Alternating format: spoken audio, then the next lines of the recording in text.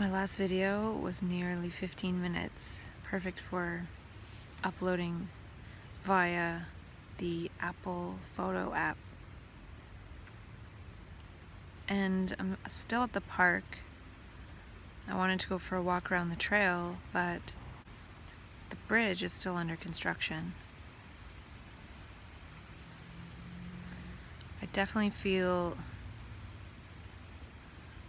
limited in my movements, so I stay still and chill at the park.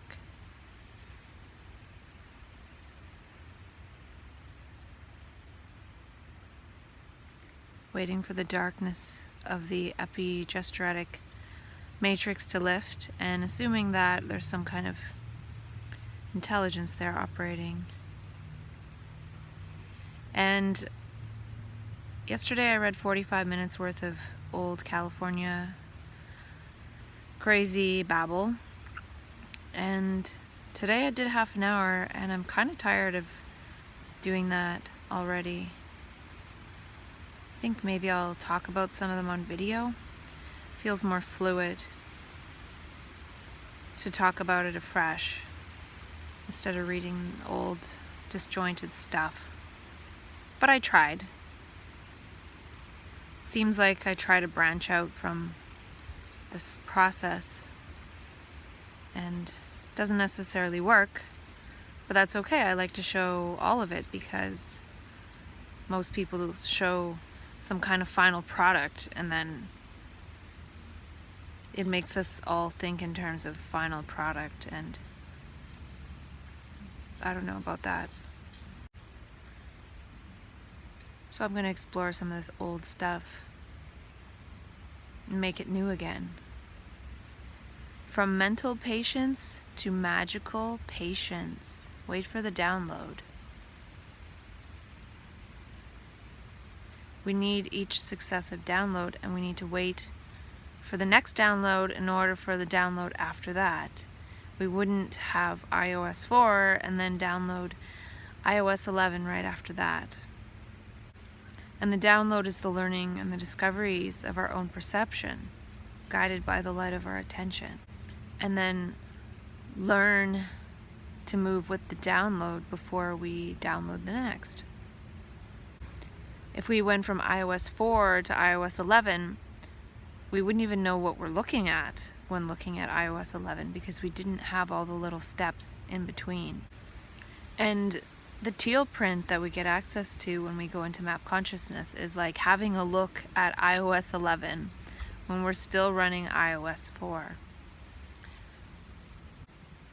So we can have an imprint of the memory of that, but we still need to go through all the motions to learn each step of the way through our own discoveries and not by being told by others. There is a subtle energy that needs to be translated, to be made available for others to see. And can the brain become a translator of this subtle energy in this subtle language, as opposed to a repeater of thought? Can we translate quantum consciousness for other people? And in map consciousness, we get in touch with this quantum consciousness, but we're not able to translate it. So we're speaking in seeming gibberish, yet inside at the time it makes complete sense. But then we're unable to translate it, and then we go into some kind of medical paradigm which pathologizes us for attempting to use language in new ways. It's the language of direct seeing and saying. Our brains are able to see possibilities that other brains can't see. And some neurodegenerative diseases are actually ego-degenerative. And if the ego is the only thing holding the brain together, then the brain is doomed. If the whole brain is based on an illusion, on something that's not even there, then the brain cells that are creating this something that's not even there are barely there. And because the brain is operating with this illusion, the brain cells aren't in direct contact with actuality.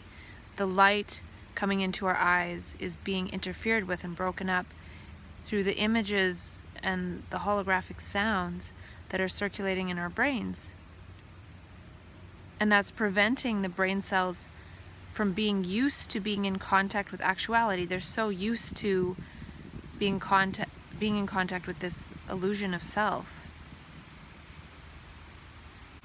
So map consciousness is being in touch with actuality for the first time, and it feels very sensitive because we're desensitized, because the brain cells are desensitized by being in contact with an illusion. We don't speak English, we speak ego-ish. The ego uses the English language to speak through us, and it has literally taken over our muscles, our being, our cells, everything. And I feel there's another structure of language, a type of quantum linguistics and quantum semantics that are in alignment with how reality actually works.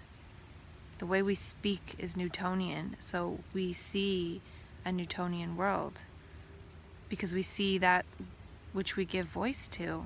That's what makes that aspect of reality salient. So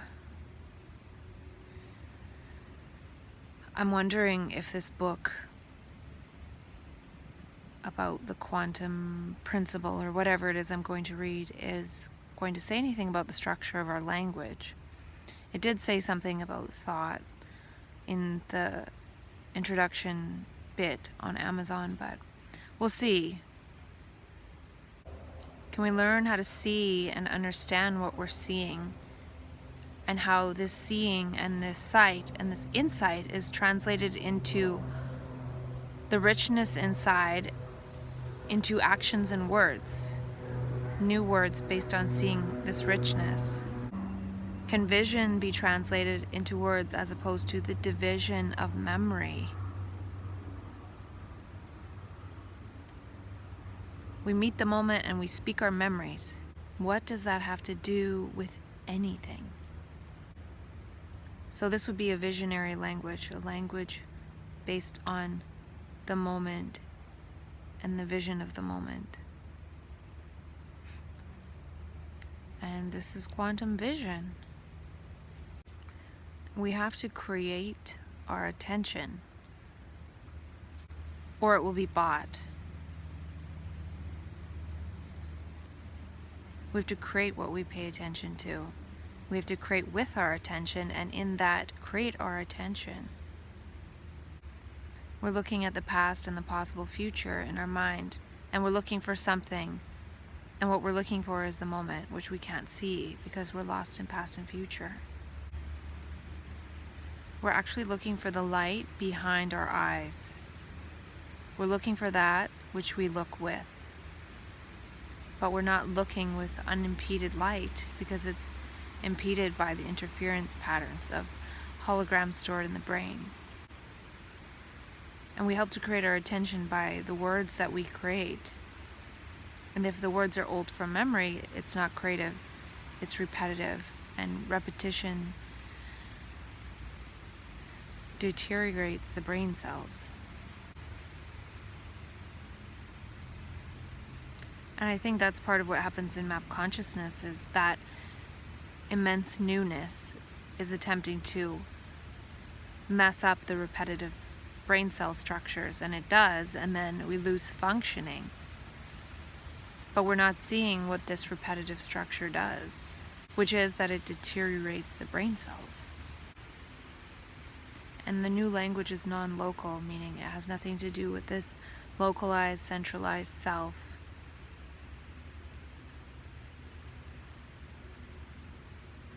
And quantum semantics would have something to do with speaking as, seeing, not speaking about memories. We need to stop playing the game of make-believe and play the game of make quantum. Make possible. Create possibilities.